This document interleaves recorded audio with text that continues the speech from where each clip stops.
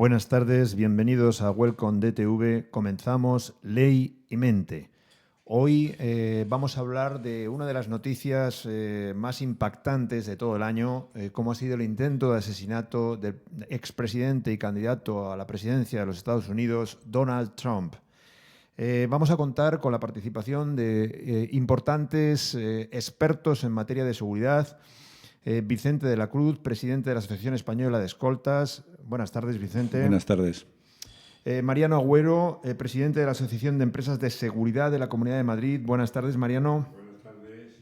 Vamos a contar también con la participación de Javier Sandoval, asesor de seguridad. Buenas tardes, Javier. Muy buenas tardes. Y como siempre, con la participación de la colaboradora de este programa, Marien Villella, psicóloga forense. Buenas tardes, Marien. Buenas tardes, José Carlos, y a todos los invitados. ¿Cómo estás, Marien? Muy bien, gracias. Muy bien. Un tema muy interesante, ¿verdad? Súper interesante. Porque se puede afrontar desde el punto de vista de seguridad, pero también desde el punto de vista psicológico. Sí, desde luego. Sí, y dos tipos de psicología. La psicología del criminal y la psicología de las masas.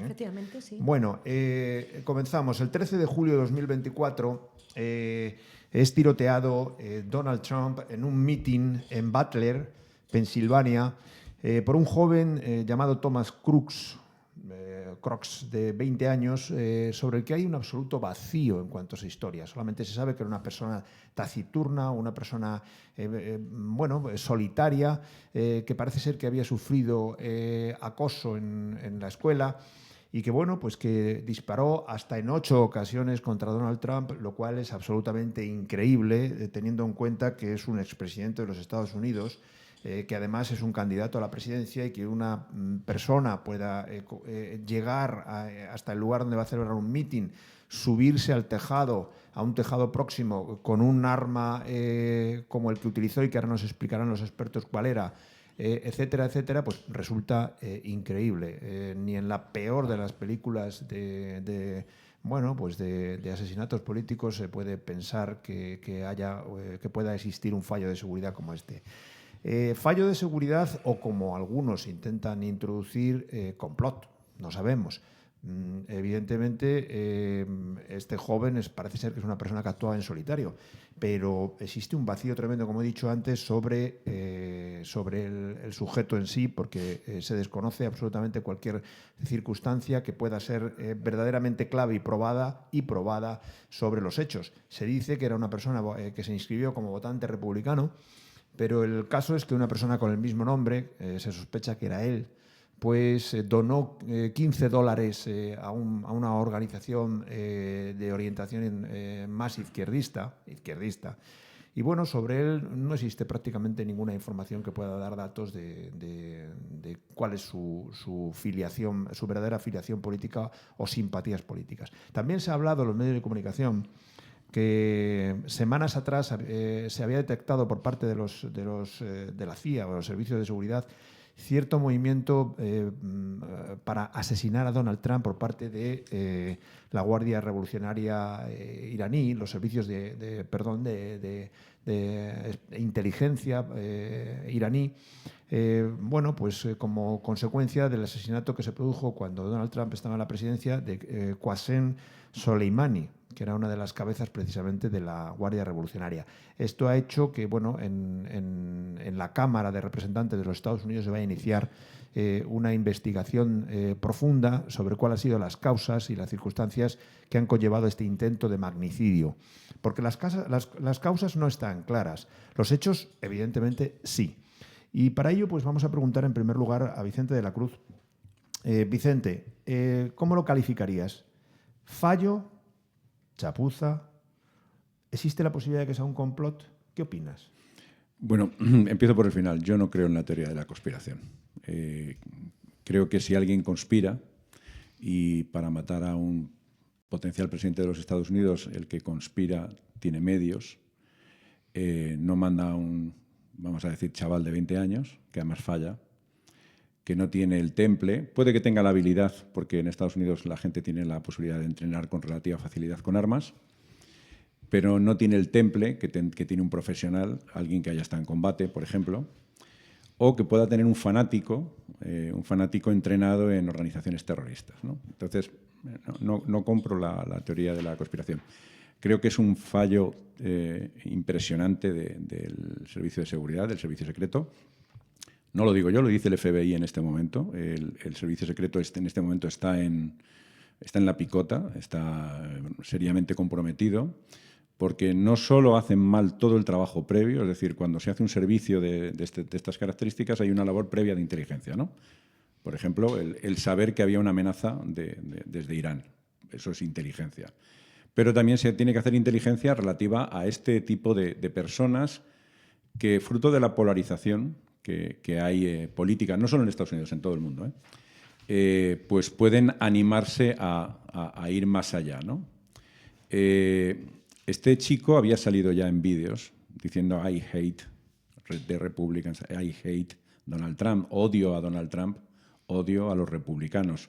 Lo que nos lleva a pensar que el carné de votante que se había sacado era para poder estar presente en actos del Partido Republicano con el objetivo de matar a Donald Trump, o de lo que al final terminó intentando, ¿no? Asesinar a Donald Trump. Es un fallo garrafal de la inteligencia, pero es un fallo garrafal del Servicio Secreto que no realizó la debida requisa, que esto es una labor típica de los escoltas, el requisar, el inspeccionar, vamos a hablar en el idioma de todo el mundo, nosotros lo llamamos avanzada, y es verificar todo el entorno, que no hay nadie, que no hay posibilidad de que haya nadie, dejamos precintado, cerrado, que no pueda entrar nadie sin que lo detectemos. Y este chico subió hasta un tejado, enfrente de un evento. Pero además yo creo que no se tuvo en cuenta una cosa muy importante, y es la América rural. La gente en la América rural es muy diferente a las ciudades, puede ser mucho más extremista en determinados aspectos, tiene mucho más acceso y mucha más costumbre de utilizar armas, y luego el evento se desarrolló en un lugar muy abierto y con muchas facilidades. Es decir, el fallo es terrorífico, pero es que el fallo del propio primer círculo, que lo llamamos en seguridad, fue catastrófico. De hecho, hubo algunos agentes que hicieron realmente lo que podríamos llamar un papelón, incluso que ha sido fruto de 100 memes de los que podemos hablar, ¿no? María del Campo. Ahora iremos con el sistema de seguridad que se plantea en torno a un evento como estos y a una persona tan importante como un expresidente de los Estados Unidos y candidato a la presidencia de los Estados Unidos. Mariano, buenas tardes. ¿Qué opinas tú? ¿Fallo garrafal de seguridad? Yo es que no veo telediarios, luego entonces, como tengo cierto recelo a los políticos que tenemos de turno, pues no veo telediarios, luego entonces no puedo opinar en este sentido. Yo me remito a Vicente, que es el que domina el tema, de verdad. Marien, ¿se puede llegar a fanatizar con los medios de comunicación?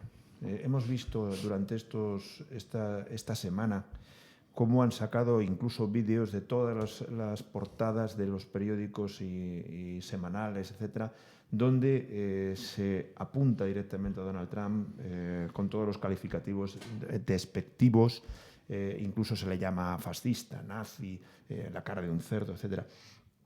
¿Esto qué influencia puede tener en determinadas personas? Hasta el punto de jugarse la vida, porque una persona cuando sube a un tejado a intentar matar a un expresidente de los Estados Unidos, evidentemente tiene que asumir que puede morir.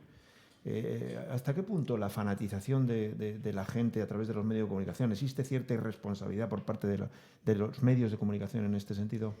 Bueno, es cierto que es verdad que el decir descalificativos y todas estas campañas en contra, en este caso, por ejemplo, de Trump, pues hace que este tipo de personalidades, como ha ocurrido con este individuo, que ya son fanáticos y radicales y con algún trastorno, por lo que parece, algún tipo de trastorno mental o de trastorno de personalidad, porque según dicen lo que explican la gente que lo conocía, pues era alguien que, bueno, como decías tú al principio, que había sufrido bullying en el colegio, que no tenía así amigos, o sea, que parece que era bastante asocial. Y bueno, pues eso, si tiene una tendencia política radical, si luego escucha a través de los medios, no sabemos la familia, el entorno, pues una persona que ya tiene un trastorno de personalidad y que se extrema, pues puede llegar a esta conducta. Luego la facilidad de las armas que tienen en Estados Unidos, porque hay que acordaros que cogió el arma del padre, esa facilidad de cómo un crío de 20 años tiene el acceso a llevarse un arma.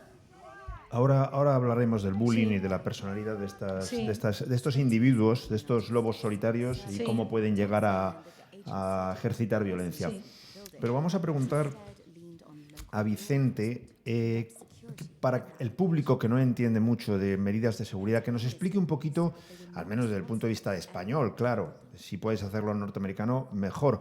¿Cuál sería pues toda la organización de la seguridad de un candidato, en este caso, que va a hablar? Porque lo que es sorprendente, como tú bien has dicho, es que en un espacio abierto se permita que una persona suba a un tejado, que una persona porte un arma, que incluso hay una denuncia, parece ser, de un asistente que dijo que allí había una persona. Explícanos un poquito cómo es el sistema de seguridad para que la gente entienda ese fallo que tú has Y denunciado. si me permites un inciso que comentábamos antes de entrar, los drones. ¿Los drones no detectaron desde arriba a este individuo en el tejado? Bueno, en ese sentido hay una teoría, hay una noticia que hay que confirmar si es cierta o no, y por eso hay que ponerla entre comillas, pero dicen que el agente del servicio secreto que estaba como francotirador, como sniper, tuvo enfocado durante 3 minutos previos al atentado a este individuo y no recibió autorización para disparar. Entonces, esto si se confirma, que en el proceso judicial terminará confirmándose o no, sería aún más grave, ¿no? Porque no se tomó la decisión de que la toma el jefe del dispositivo. ¿Y tú cómo valoras esto? Porque cuando hablábamos de la teoría conspiranoide, ya había escuchado yo eso, y es que decían que cómo es posible que el francotirador de los servicios de seguridad no hubiese abatido a esta persona cuando le tuvo durante un tiempo en el punto de mira. Porque tienen que autorizarle, él solicita permiso. O sea, el procedimiento es, siempre tengo en el punto de mira una persona con un arma en riesgo tal, y le dan la orden de ok, actúa, dispara o no. Y probablemente pues, no se valoró la amenaza en el punto justo en el que estaba. De hecho, no se valoró la amenaza adecuadamente. Claro, porque llevaba un rifle. Sí, pero es que además no estaba oculto, no es el típico francotirador que se pone detrás de una ventana con cortinas que solo se ve el cañón. No, es que estaba el tipo en el tejado con el arma, o sea, se le veía perfectamente, y yo estoy seguro de que el servicio secreto, los francotiradores, que además tienen unas miras pues enormes, seguramente lo estaban viendo. Entonces, es bastante inexplicable esa falta de toma de decisión, que también es muy difícil, ¿no? Porque ahí pones en lugar de esa persona de, hay un tipo con un arma encima del tejado o lo que parece un arma, mátale. Bueno, pues es una decisión que hay que tomar, ¿no? También Además, en segundos. En segundos, mátale, ¿no? Claro, cuando con la responsabilidad que conlleva. Claro, cuando empieza a disparar, entonces sí, mátale, ¿no? Y fue eliminado inmediatamente, ¿no? Bueno, ¿cómo funciona un dispositivo? En seguridad, es verdad que cada servicio secreto, cada unidad policial de protección privada, etcétera, tiene sus procedimientos. Pero hay un estándar porque todos nos formamos con todos. Es decir, los agentes norteamericanos vienen a España, los españoles vamos a Estados Unidos, todos vamos a Israel, los israelíes vienen a vernos a nosotros, los alemanes. Es decir, hay una forma de trabajar como bastante unificada. La única diferencia son los medios de los que se disponen, que muchas veces también, en el caso, por ejemplo, del presidente de los Estados Unidos o, en este caso, del expresidente y candidato, por lo tanto, protegido por el servicio secreto, se hace en función del análisis de riesgo. Pero básicamente lo que se hace es un análisis de riesgo basado en la inteligencia. Es decir, tenemos esta información, el candidato, esta persona, tiene un riesgo X. En el caso de Trump creo que está más que evaluado que el riesgo es permanente, constante, por la polarización, y lo estamos viendo, bueno, no hace tanto el primer ministro de Eslovaquia o otros casos que hemos vivido, ¿no? Y todo esto viene por la polarización política, de la que creo que sería muy interesante hablar, ¿no? Y a partir de ahí se planifica un dispositivo. El dispositivo, no voy a dar mucha información para no informar mucho a los malos, pero básicamente montamos 3 círculos. Un círculo externo compuesto por agentes de paisano de inteligencia y por agentes uniformados que efectúan labores de cacheo, control, filtro a todas las personas que entran a ese evento y miran hacia afuera por si hubiera algún riesgo en esa zona. Eso incluye no solo personas, incluye cámaras, drones, patrullas caninas, es decir, los medios necesarios, ¿no? Para detectar explosivos, para detectar objetos metálicos que puedan acceder. Hay un segundo círculo que está más cercano, digamos, muy cercano a lo que sería la zona donde está el público y el propio candidato en este caso, que suele ser un círculo mezclado de uniformados y personas de paisano. Es decir, entre el público siempre hay agentes. Agentes que están trabajando, están observando. Y están viendo si alguien está nervioso, si tiene una actitud sospechosa, si se está echando la mano a algún sitio, ¿vale? Y por fin está el primer círculo, que es el círculo de los escoltas, el círculo personal, que son los encargados de hacer la protección personal inmediata y, en caso de agresión, evacuar, o en caso de aviso o de una alarma, evacuar a la personalidad, ¿no? Este es el círculo que cuando ocurren los disparos se lanza sobre él. Él ya está en el suelo porque él fue muy rápido, se tiró rápido al suelo y efectúan la protección inmediata, ¿no? Sorprende un poco en ese círculo fallos que luego podemos hablar, ¿no? Y esa es básicamente la estructura de un equipo de protección.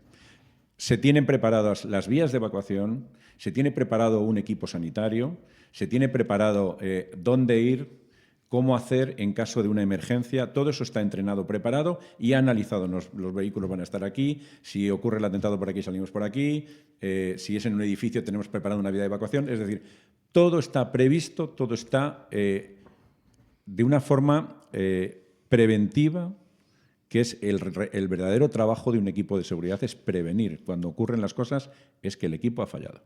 Muy bien. Ahora volveremos sobre el tema de la evacuación de Donald Trump y los fallos que has indicado.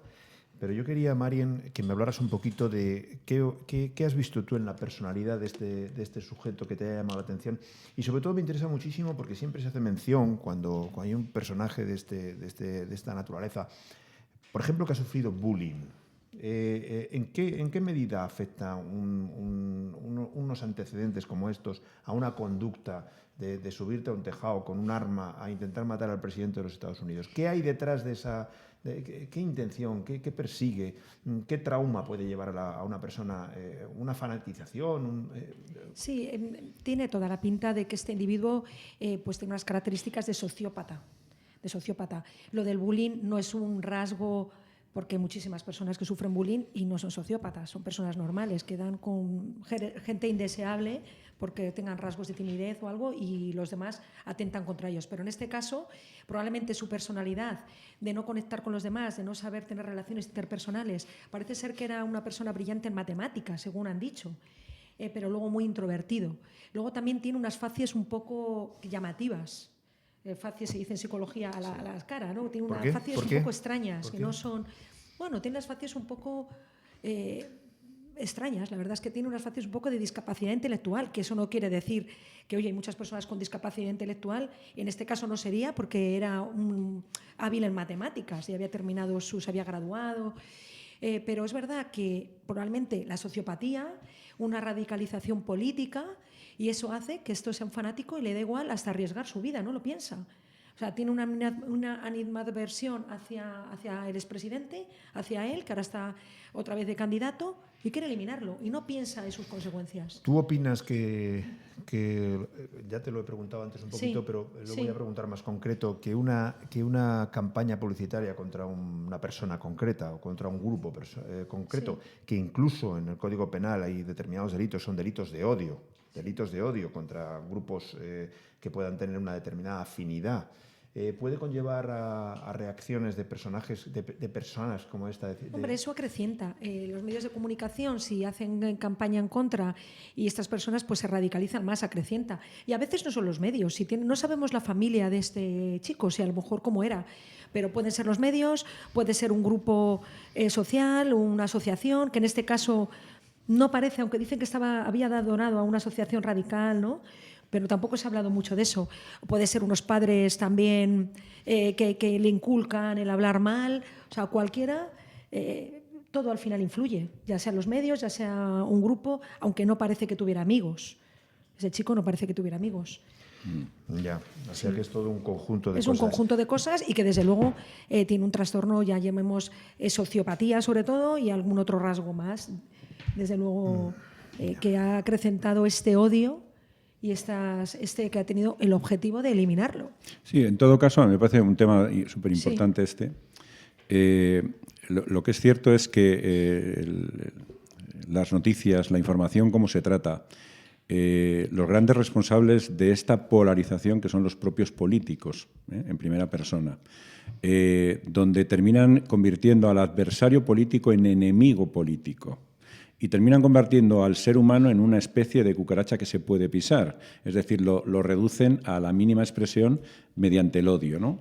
Y todo esto está ocurriendo porque tenemos estos casos de donde hay un tipo que coge un arma de fuego, pero hemos visto casos en los que se ha golpeado, recordemos a Mariano Rajoy, como se llevó un puñetazo de un señor que le odiaba, hemos visto a Berlusconi como un señor le intentó romper una estatua en la cabeza, es decir, hemos visto cuchilladas a un político belga, es decir, ocurren demasiadas cosas como consecuencia de esta polarización.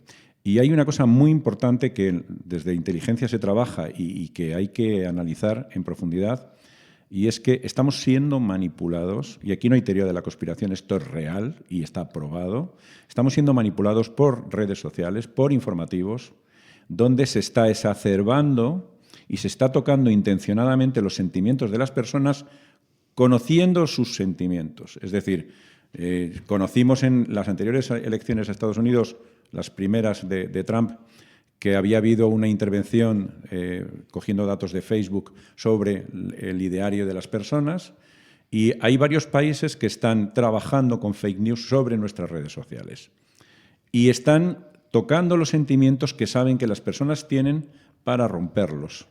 Y todo esto está generando esa polarización que, insisto, es responsabilidad sobre todo de los líderes políticos, porque son los que deberían dar ejemplo hacia abajo de respeto institucional, de decir las cosas de otra forma, de respeto al contrario, de respeto a las ideas de los demás. Lo estamos viviendo todos los días, donde Donald Trump es un fascista, donde en España el tratamiento de unos políticos a otros es terrorífico. Y eso cala en las capas inferiores de ese electorado y de esas personas que son afines ideológicamente. Este es un fascista inmediatamente, este es un comunista, este es un tipejo, este es reducirles a eso que tú bien sabes, donde ya esa persona no tiene significado como ser humano y puede ser tratada de cualquier forma. Una denuncia. Las fake news, perdona, las fake news Sí, es sí, que claro. las has mencionado, y es que ahora con el tema de las redes es terrorífico todo cómo se exacerba, cómo se exagera, y luego, claro, los jóvenes están todo el día con las redes sociales, entonces se está leccionando de mala manera y se ha perdido un respeto y los valores, y eso es lo que dices tú, una polarización, o sea que sí, totalmente. Pues una de denuncia acuerdo. que debería calar, apelar a la responsabilidad de los líderes políticos para que no polarizaran, y de los medios de comunicación que, bueno, pues que se inclinan por unos y por otros para que tuviesen la responsabilidad suficiente para no empujar a estas personas que ya de por sí son proclives por la situación personal, anímica, mental, ya son proclives a cometer algún tipo de acto contra un candidato, un político, etcétera, que sean responsables y que tengan en cuenta la capacidad que tiene de provocar una tragedia. Javier Sandoval nos quería comentar algo. Javier. Sí, bueno, dos cosas. Una, digamos, también un comentario a lo que estáis haciendo, y que parece ser que este individuo, según comentaba Vicente antes, ya había publicado algo. El Cuerpo Secreto tiene un departamento donde la cantidad de amenazas que se pueden hacer a diario en contra del presidente en concreto y de otros miembros del gobierno, se suele medio investigar la mayoría. Medio investigar, pero parece ser que este individuo pues ha pasado desapercibido. Y luego, pues de cara a la protección, también, bueno, desde mi punto de vista, y coincido, creo que ha sido un poco chapuza, no sé si de los anillos, Vicente, en general, o bueno, también esos, hay que tener claro si esas noticias de que estaba en el punto de mira, si eso es cierto, porque ahora, bueno, ahora habrá, ni se sabe la cantidad de comentarios.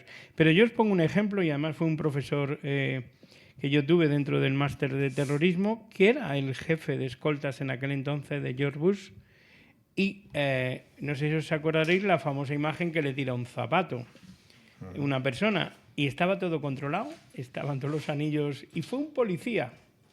Entonces, claro, ¿cómo controlas a ese policía que se quita el zapato? Y en este caso, bueno, pues será un zapato, pero imaginaros si saca el arma y le pega, hubiese sido un ataque suicida, lógicamente también, ¿no? Bueno. Vicente, pero que puede darse todo eso. Bueno, a ver, si las medidas de seguridad se implementan adecuadamente, por ejemplo, en este caso que estamos hablando del zapato, tuvo que tirar el zapato porque no pudo entrar con otra cosa.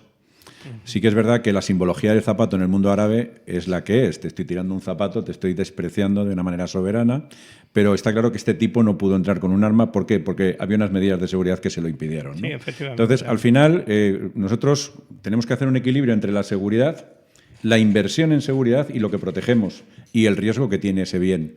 Entonces, yo siempre pongo un ejemplo que es muy sencillo, ¿no? Si tú tienes una casa en la sierra y tienes una televisión en blanco y negro y 4 muebles viejos, ¿no pongas usted una alarma? Pues no tiene sentido. Porque ¿qué voy a proteger? Me cuesta más la alarma que todo lo que tengo dentro, ¿no? Pues hay que hacer un equilibrio entre la protección y el objeto de protección. Pero es verdad que hay que ir poniendo filtros, canalizando, para impedir un resultado final como el que ha podido ocurrir, bueno, en el que en este señor, creo que es protestante, ¿no? Trump, no cree en la Virgen, pero la Virgen se le ha aparecido. Hay una cosa, Vicente, has dicho presupuesto. Lógicamente, no debería haber problema de presupuesto en la protección de un presidente en un gobierno, ¿no? Pero sí es verdad que no se invierten presupuestos en la seguridad, en general. Partiendo ya de que muchas empresas, y cuidado, hablo también de protección aquí de España, no tienen ni departamento de seguridad o pertenece a recursos humanos. Bueno, es cierto que es así y el gran problema es que la seguridad no se mide por sus éxitos, solo se mide por sus fracasos. Entonces, ¿qué ocurre? Que cuando la seguridad es exitosa, que es casi todos los días, nunca se evalúa lo que se ha evitado. Solo cuando falla es cuando se puede poner en valor, ¿no?, lo que acabamos de perder, ¿no? Es complejo. Hay entidades que apuestan mucho por la seguridad, españolas y de otros países, y hay otras que, bueno, pues que le dan un segundo nivel. Cada uno sabe lo que se juega en este sentido, ¿no? Y tiene que tener las medidas adecuadas a, sobre todo, una cosa que ahora te juegas mucho, que es la reputación. ¿Vale? En el ámbito empresarial, la reputación como compañía, si ocurren determinadas cosas, puede ser seriamente dañada. Cada uno tiene que evaluar a partir de ahí. Nosotros, como somos de seguridad, que nos contraten todo, que nos pongan mucho y nosotros les ayudamos todo lo que haga falta. Bueno, tu experiencia es internacional y súper importante, Vicente. Bueno, humildemente. Bueno, yo que la conozco, has hecho una gran formación en muchísimos países. ¿Y cómo ves la formación del escolta americano? Que en este caso, bueno, es que no sería un escolta como tal, porque pertenece al servicio secreto. Para pertenecer al servicio secreto ha debido tener una formación en el Departamento del Tesoro, que es, digamos, como si fuese el ministerio de aquí que se encarga de ello. Y bueno, la formación es increíble, ¿no? Pero en relación a la española. Bueno, los servicios de protección españoles son top en el mundo. Son reclamados para dar formación en países muy punteros, como Israel u otros, y para intercambiar conocimientos. Nosotros hemos arrastrado 40 años o 50 años de terrorismo. Eso nos ha convertido en personas que saben manejar la seguridad y tenemos un prestigio bien ganado en este sentido. Cada país hace las cosas a su manera y también teniendo en cuenta sus amenazas. Pero bueno, como ejemplo, no se puede desatar los servicios de protección del resto de los equipos de seguridad que forman parte de la protección de una personalidad, de un gobierno, etcétera, ¿no? Pero datos contrastables, ¿no? ¿Quién es el país del mundo que más terroristas yihadistas ha detenido? Pero no por 1 o por 2, sino por 1000, España. ¿El resto del mundo no tiene terroristas yihadistas? Sí. ¿Quién está siendo más eficiente en esto? España, pero de largo, ¿no? Los servicios de protección de la Guardia Civil y de la Policía Nacional Española y también los privados han demostrado una eficiencia y un buen hacer bastante increíble, ¿no? En todos los ámbitos, son respetados en todo el mundo. Es verdad que cada país tiene su forma de hacer. En Estados Unidos, para llegar a ser escolta, ¿qué es lo que la gente ve? Pero es que detrás de los escoltas hay todo un equipo que a veces te toca hacer de escolta, a veces te toca hacer esa avanzada que digo yo, esa contravigilancia, esa requisa de elementos de explosivos, etcétera, etcétera, y todo tiene un enorme valor, porque ante todo es un trabajo preventivo. O sea, vuelvo a insistir, cuando ocurre el atentado, solo la suerte, de hecho solo hay un 2% de atentados que fracasen, y es por fallo del agresor o por estas baraca, porque este hombre debe tener baraca, como dicen que tenían algunos otros, para que justo en el momento que le disparan mueva la cabeza y le den la oreja en vez de en el occipital, ¿no? 8 disparos. Fíjate. 8 disparos. ¿En qué espacio de tiempo has conocido el tipo de arma, el calibre? Sí, el arma que utilizó el agresor es un fusil de asalto, una R-15, que es la versión civil que se vende en Estados Unidos para la gente de la calle, de un fusil militar que viene del M16 y que existen varios calibres, pero el más habitual ahora es el calibre 5.56, que es como, digamos, el estándar OTAN que utilizan las fuerzas militares y las fuerzas de seguridad, ¿no? 8 disparos se hacen muy rápido, ¿eh? De hecho, el tipo da la sensación de que pensaba acertar con el primero porque tarda en efectuar el segundo. Ahí va la pregunta. ¿Tarda en efectuar el segundo? ¿Tardaron los servicios de seguridad en eliminar a este individuo? Es decir, ¿hubo un fallo ahí también en cuanto a la orden que nos has explicado? Es decir, ¿tardaron demasiado en dar la orden de abatir a esta persona? A partir de que el individuo dispara, la reacción es buena. Ajá. Realmente 8 disparos se hacen en segundos, en muy pocos segundos. El hacer así al dedo se hace en muy pocos segundos.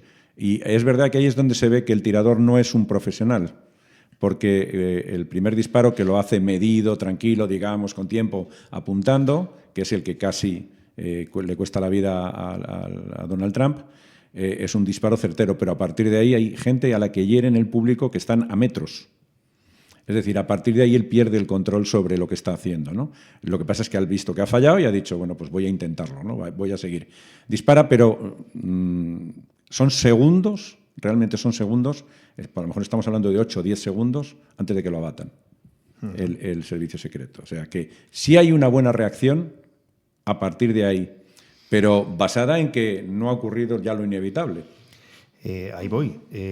¿Cómo es posible que una persona en un espacio abierto, en un meeting de un expresidente de Estados Unidos, candidato a la presidencia de los Estados Unidos, se suba a una persona con un arma a un tejado, que además hubo una denuncia de un asistente? ¿Cómo se puede explicar eso en los Estados Unidos? Es absolutamente inexplicable. O sea, es un fallo de seguridad clamoroso. Después de muchos años trabajando en dispositivos de seguridad, a veces pasan cosas, no pasa nada, pero tú sabes que han pasado, ¿vale? Y es el error humano, ¿no? Y el error humano a veces te pone los pelos de punta, porque he visto dispositivos súper serios que cuando llevan 1 hora siendo ejecutados se relajan, porque los seres humanos somos así. ¿Vale? Entonces, acto súper importante en el Hotel Ritz, por poner un ejemplo, donde va Su Majestad el Rey, 5 ministros, 8 personalidades, 40 escoltas, equipo de seguridad, perros, bla, bla, bla. Empieza el acto, todo el mundo mirando a todas partes, aquello está súper tenso, y cuando ha pasado 1 hora, de repente vemos gente que empieza a charlar con gente, vemos gente que empieza a relajar, ¿no? Y es una de las claves de la seguridad, es que no puede estar relajada en ningún momento, hay que ejecutarla de una manera constante, y si hay que hacer relevos entre el personal para que eso no ocurra, se hacen, y los equipos de seguridad más serios, esta parte de la actividad se la toman con muchísima seriedad. Es verdad que hay un vídeo y se ve claramente como hay gente que señala al agresor encima de un tejado y llaman a la policía, oiga, que hay un tío ahí, que está ahí un tipo, y esto ocurre 1 minuto y medio antes de que dispare, porque hay alguien que ha sido un genio, que ha juntado 4 vídeos y por los audios los ha hecho cuadrar, y es el vídeo donde se le ve al tipo, el vídeo donde está Trump, el vídeo donde está el tirador del servicio secreto y otro vídeo al lado, ¿no?, del público, ¿no? Y este genio que ha hecho este maravilloso vídeo, se ve como el tipo ya está en el tejado casi 2 minutos antes de disparar a Trump, ha sido localizado por las personas. Esto es un fallo clamoroso. Escúchame una cosa, la policía local que también estaría por allí, aparte de los equipos de seguridad, ¿cómo también la policía de esa localidad? Pues no ha ahí visto viene nada? otra de las cosas que suele ocurrir, ¿no?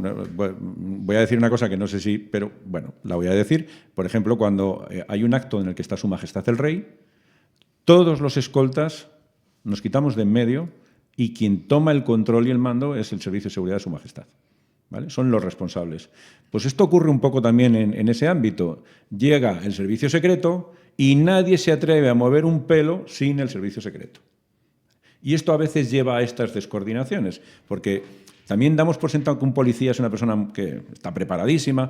Pues es que a lo mejor un policía rural de la ciudad esta de Pittsburgh, de la América profunda, es un señor que se come todos los días 5 donuts, por decir una cosa jocosa, ¿no? Y que da una vuelta con la patrulla y saluda a los vecinos y no se ha visto en una más gorda en su vida. Claro. Y no sabe reaccionar. Claro. Bueno, pues para los que nos están viendo o escuchando, o las dos cosas, decirles que en los Estados Unidos han asesinado a 4 presidentes.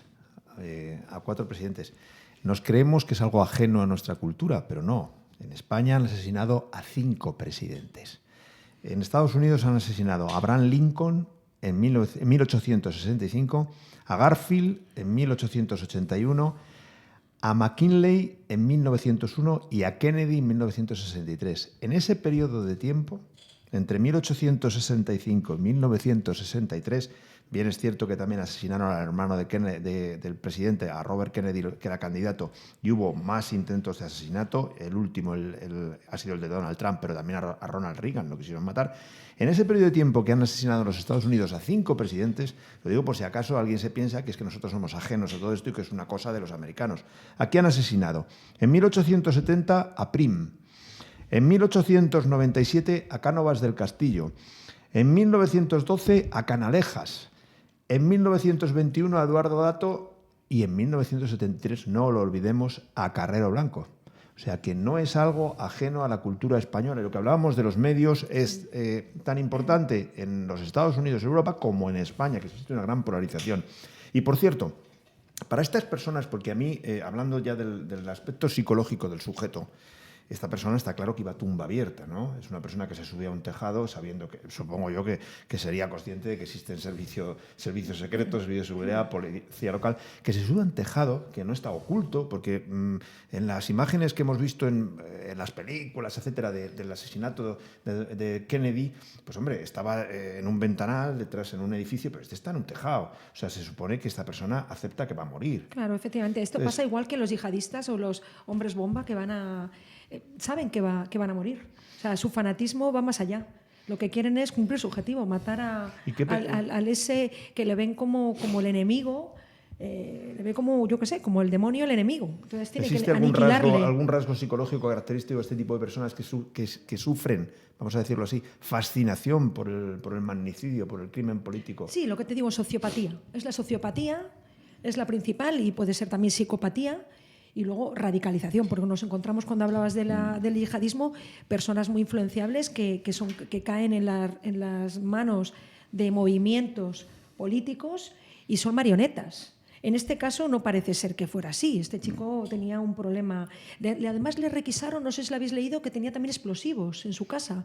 O sea que no sabemos si pretendía hacer otro acto, ¿no? Terrorista o sea, atentar de otra manera. Por otros casos, vamos, tarde o temprano se sabrá, pero estoy seguro que terminaremos viendo que ha habido un desencadenante. Es decir, esta persona ha tenido un momento traumático, sí, más o menos reciente en su vida, que ha desencadenado, ha sido un punto de ruptura, que esto suele ocurrir, ¿no? Personas que a veces son presuntamente con comportamientos normales, es verdad que tienen rasgos sociopáticos, sí, pero también es verdad que muchas veces necesitan que haya un desencadenante, pues emocional, familiar, una muerte, una ruptura sentimental, algo sí, que muchas veces puede ser el desencadenante para que esa persona también desprecie su vida y no le importe ir hacia adelante. Quería hacer un apunte sobre lo que has dicho antes. No olvidemos que intentaron matar a don José María Aznar. Es verdad. También. Como intento grave. Sí. Grave. Sí, porque sí. también hubo un proyecto por parte de ETA de matar a Su Majestad el Rey, don Juan Carlos, pero que en teoría no llegó a estar cerca. Pero en el caso de José Armendáriz que se salvó por unos metros, ¿no? Por muy poco. Por unos metros y por un coche blindado. Por un coche blindado, porque el atentado estaba bien planificado. Las medidas sirven a veces. Bueno, ya anticipo que en el próximo programa hablaremos del asesinato de Carrero Blanco y hablaremos de la trama que se está poniendo de manifiesto ahora en alguna serie muy interesante. Matar al presidente en Movistar Plus, que está muy bien hecha esa serie, que recomiendo a todos los aficionados de este género, donde se pone de manifiesto, y nosotros lo analizaremos, lo estudiaremos y lo plantearemos aquí, si existió efectivamente una trama donde la ETA, que nunca ha reivindicado ha reivindicado el atentado, pero nunca se ha hecho, ha pregonado con demasiado entusiasmo la autoría de ese hecho, y es porque se piensa que los servicios secretos norteamericanos tenían mucho que ver en ese atentado. Pero eso lo analizaremos en profundidad en el próximo programa, al que ya anticipo que si Vicente quiere apasionante, participar, es un tema apasionante. pues está invitado Muchas ante sus conocimientos. Y bueno, ¿qué más queréis añadir al respecto? ¿Hay algo que se nos haya quedado en el tintero? Parece que Sandoval quiere añadir algo. En relación a lo que es el atentado, perdón, yo creo que ya Vicente lo ha explicado técnicamente total, ¿no? Pero sí quiero incidir, porque además Vicente es especialista en la formación, también del tema de los piratas famosos de los barcos, porque también requiere, Vicente, una formación especial y además con armas largas y todo. Y tú fuiste, digamos, un poco pionero en aquel tema. Y luego la formación del propio... yo siempre digo un ejemplo, ¿no? Todo el mundo, a nivel ya de temas de corazón y de tal, todos los escoltas hablan, por ahí cuentan las cosas, los españoles ninguno. Vicente es la mejor formación que hay, ¿no? Pero también él se ha encargado con el tiempo, que creo que también hay que... Bueno, la formación y la colaboración con los equipos israelitas en su día también, Vicente, sé que has estado metido en eso. Pero en la época que a mí me tocó, algo que fue muy interesante fue formar a los escoltas en medidas y contramedidas electrónicas. Es una... Que no se ha hecho nunca es una cuestión clave, que fuimos pioneros en eso en España, y es un escenario que ahora es muy importante porque en España estábamos muy preocupados por ETA, estábamos muy preocupados por el terrorismo, previamente Grapo, FRAP, todo este tipo de movimientos, y de repente pues se acaba ETA, acabamos con ella, que no digan que se rindieron, acabamos con ellos, y empezamos a proteger a los empresarios ya sin la preocupación del terrorismo, y nos encontramos con nuevos escenarios que son muy importantes. Hay empresarios muy importantes donde de repente pues esa empresa sufre una OPA hostil, o donde se van a tomar decisiones de cientos de millones de euros, o de miles, o estratégicas, o infraestructuras críticas, y nos vemos que los escoltas tienen que aprender y tomar medidas para requisar que no haya micrófonos, que no haya audios, porque esto además ha evolucionado muy rápido. Ahora cualquier indocumentado se va a la tienda del espía, te coge un micro, te lo planta aquí, o te pone unas gafas o te deja cualquier cosa y te están grabando, te están audio, vídeo, etcétera, etcétera, ¿no? Y los escoltas han tenido que formarse en esto, y es una cuestión muy importante en los servicios de protección hoy por hoy, ¿vale? Es decir... Fabuloso. Interesantísimo, interesantísimo, Vicente. Tu participación ha sido muy ilustrativa y yo creo que no he visto ningún programa de televisión ni de radio donde se haya explicado tan certeramente, tan detalladamente y de manera tan extensa el tema del no solamente el intento de asesinato de Donald Trump, sino además toda la dinámica de la seguridad de un evento como estos. Marien, ¿quieres añadir algo más? No, que muy interesante lo que nos ha estado aclarando, porque la verdad es que lo hemos visto, por unos centímetros no había muerto. O sea, ha sido cuestión de nada. Un centímetro. Ha sido la suerte de que no fuera un Porque experto. si le da esa bala, sí, no salva la vida. Es una bala supersónica, ¿vale? No subsónica, supersónica. Hubo alguien que me preguntó, un tío muy profesional de esto, me dice, oye, se oía muy débil los disparos, como un poco de juguete. ¿Llevaría chupete? Bueno, chupete silenciador. El arma Lo dudo mucho, creo que no llevaba, simplemente la distancia hizo, pero el silenciador en ese tipo de arma no es eficaz porque al ser supersónica la salida del proyectil no puede reducir mucho el ruido, ¿no? Y bueno, yo que puedo añadir... Bueno, que me lío yo en cosas técnicas. muy bien. No, De la personalidad... perdonadme. Te lo agradecemos. Súper Interesantísimo. Me iba a decir que de la personalidad del individuo yo tengo ganas a ver si algo más dicen, porque ahora parece ser que estaban intentando investigar, de hablar con los padres, conocer más, a ver si nos cuentan. Sí, Vamos va a ser ver qué más difícil. se sabe. Hay mucho secretismo. Habrá mucho hermetismo en esto. Sí, claro. muchísimo. No van a contar mucho. Sí. Bueno, hay una cosa, hablando de escoltas y de la profesionalidad de los españoles, pero también hay, y no sé si Vicente se va a atrever a decir, Ya me quiere meter en un lío. porque ¿en qué país no te puedes fiar de tus escoltas?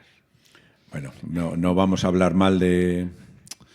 No vamos a hablar mal de otros profesionales porque no hablo del país, no hablo de escoltas. Ya, pero bueno, al final en ese país que tú tienes en la mente y yo también, entre otros, luego hay gente súper profesional que se juega la vida de verdad. Sin duda. Y no vamos a manchar su nombre, pero sí hay una realidad. Una de las claves en los servicios de protección es el tener profesionales que no se dejen comprar.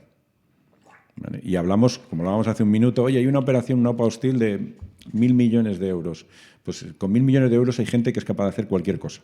¿Vale? Y en países donde los medios económicos no son tan elevados, por menos dinero se pueden comprar muchas voluntades. Y de hecho ocurre. Pero a veces no se compran voluntades con dinero, a veces se compran secuestrando a la familia del escolta y diciendo o haces esto o tu familia va a morir, ¿no? Efectivamente. Entonces, también hay que tener la entereza y saber dónde estás trabajando y en lo que te estás metiendo y a partir de ahí las consecuencias para tu vida. Mariano hace poco me decía, hijos tal, nunca vas a saber si tengo hijos o no. Nadie va a jugar con eso. Esto es un tema muy serio. Exacto. ¿Vale? Y cuando tienes un hijo no se lo cuentas a nadie. Y si no lo tienes, dices que lo tienes y viceversa. Y es un tema peliagudo porque el escolta puede ser el camino para llegar al protegido. Es una profesión arriesgada. Claro. Muy Luego arriesgada. todo el mundo puede tener un precio, me pregunto. Todo el mundo tiene un precio. El precio, lo único que hay que saber qué precio es el de la persona. Efectivamente. Porque a mí, si yo te digo, oye, por 1 millón de euros vas a hacer esto, Sando, y me dices, no. Vale, y si mato a tu X, ¿lo vas a hacer? Y me dices, sí. Claro, efectivamente es así. Esto me Bueno, recuerda a la pues- serie de Homeland. Como siempre hablamos de series, ¿te acuerdas? Que intentó matar al presidente. Le Muy habían buena, ¿eh? aleccionado. Muy interesante esa ¿Verdad? serie. Muy buena, Muy muy buena serie apasionante. que engancha. ¿Verdad? Apasionante para volver a verla. ¿Verdad? Sí. Pues yo no sé si queréis añadir algo más. Yo creo que está Bueno, casi todo dicho. a Mariano le hemos tenido ahí que no ha querido hablar, José Sí. Carlos, Es que el pero tema- es la persona también que más controla en ese sentido en los medios electrónicos. Ah, sí. Porque lógicamente hay que dar la cobertura también a los escoltas, ¿no? Y él es el especialista. Lo que pasa que no ha salido todavía de la inteligencia, yo creo, y por eso no puede hablar. Bueno. No, hombre, tenéis un verdadero experto en ese tema que se trataba hoy aquí en la emisora. Hoy ha sido un lujo. Lógicamente, yo poco puedo decir. Yo llevo de presidente 10 años en la Asociación Madrileña de Empresas de Seguridad, pequeñas y medianas nada más. O sea, no hablemos de las grandes porque esas están en otra historia. Y bueno, pues oye, yo lo que me toca lidiar es pues, con todas las empresas que son asociadas a la asociación, para la redundancia, y bueno, pues muy bien. Lo que sí que hay que ser muy, muy discreto en temas de seguridad. Lo que decía hace un instante Vicente, no puedes decir que tengo un hijo. Solo lleva algo más de 30 años instalando cosas por ahí, pero... Bueno, ya sacaremos alguna palabra Tiene- más tiene- a Mariano en otro Muy programa. Tiene secretos que a lo mejor Porque podemos no ha querido- sacar. No ha querido participar, pero No. va a tener que participar a la fuerza. Y además solo digo una cosa, que pocas personas tienen la categoría OTAN en España y él la tiene. Bueno, pues muy interesante, como he dicho. Muchísimas gracias, Vicente. Un placer. Muchísimas gracias, Mariano. Muchísimas gracias, como siempre, a Javier Sandoval. A Un ti, placer. Muchísimas gracias, Oye, Marien. y yo quiero decir que nos tienen que seguir en Leimente, en Efectivamente. Instagram, @Leimente, en YouTube, @Leimente, Welcome DTV, que nos vais a ver todos los jueves a las 7:30, y luego Welcome DTV en la TDT madrileña. O sea, que por favor que a nadie se le olvide y darnos a seguir en Instagram y en Facebook. Bueno, no tenemos cuenta de Facebook, pero en breve la tendremos. En breve Pero la a Welcome tendremos. DTV y a la cuenta de Leimente. Muy bien. Fantástico, Vale. una puntualización necesaria. Necesaria. Muchísimas gracias a todos y les esperamos el próximo jueves a las 7:30 en Ley Mente.